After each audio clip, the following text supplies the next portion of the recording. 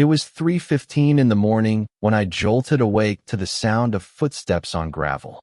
Living alone in suburbia, your instincts stay sharp, especially when you've spent most of your adult life chasing arms traffickers and drug lords. I lay perfectly still, trained to listen. The footsteps stopped near my hydrangea bushes, followed by soft digging sounds. Whoever it was, they weren't trying to be noticed, but they were. I didn't move. I didn't confront them. I waited. Because if you want to catch a predator, you don't roar, you watch. Morning came, and I walked out like it was any other day, coffee in hand, robe tied loose, pretending to admire the dew. That's when I spotted freshly disturbed soil, kneeling beside the bush. I used a stick to carefully uncover several small plastic bags. The white powder inside. Cocaine. No doubt. And right on cue, I heard sirens wailing down the street.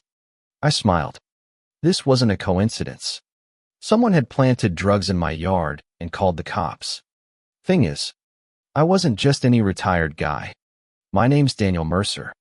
And until 6 months ago, I was a special agent with the FBI. I'd come to Briarwood Meadows to decompress after a brutal 15-year run working deep cover. My bosses practically begged me to take a sabbatical. They thought a quiet neighborhood with pastel mailboxes and retirees pruning roses would be good for my mental health. Yeah, about that. 2 weeks after moving in, I met her, Madeline Grayson.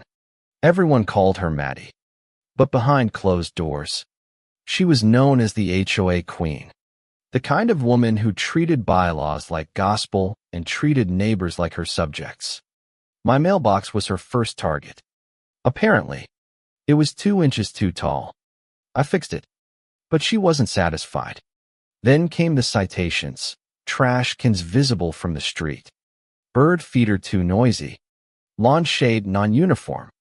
I could tell she was building a case, but I didn't expect her to go full cartel and frame me with narcotics. The squad car pulled into my driveway as I sipped coffee on my porch. 2 officers stepped out, unsure of what they were walking into. Morning, gentlemen, I said cheerfully. Lovely day for a setup. Huh. They blinked. The older one spoke first. Sir, we received an anonymous tip about illegal substances on your property. Mind if we take a look? Actually, I said, you might want to check my hydrangeas. I found something suspicious myself.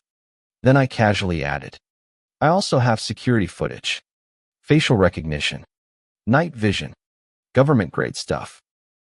That got their attention. I showed them the footage. Clear as daylight, slim figure, hoodie, distinctive silver blonde bob. Every neighbor knew that haircut. It was Maddie. She knelt in my yard like a burglar in pearls. The cops were rattled but cautious. We can't positively ID her from this angle. One said. I nodded. Of course not. But maybe you can keep the evidence. Just in case. Thing is, I didn't need them to act.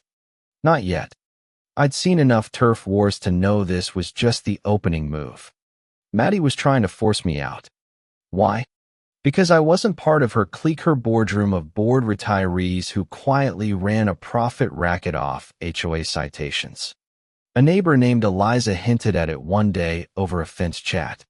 She'd lived there for years. Said newcomers who didn't fit Maddie's aesthetic were fined, humiliated, and ultimately pressured into selling. And guess who always snatched up those discounted homes? A real estate company run by Maddie's nephew. Cozy, right? After the drug stunt, I made a call to an old friend at the bureau cam. He owed me. I gave him a short version of the mess. And Cam responded with what I needed, surveillance gear, a mobile uplink, and 2 tech agents disguised as landscapers.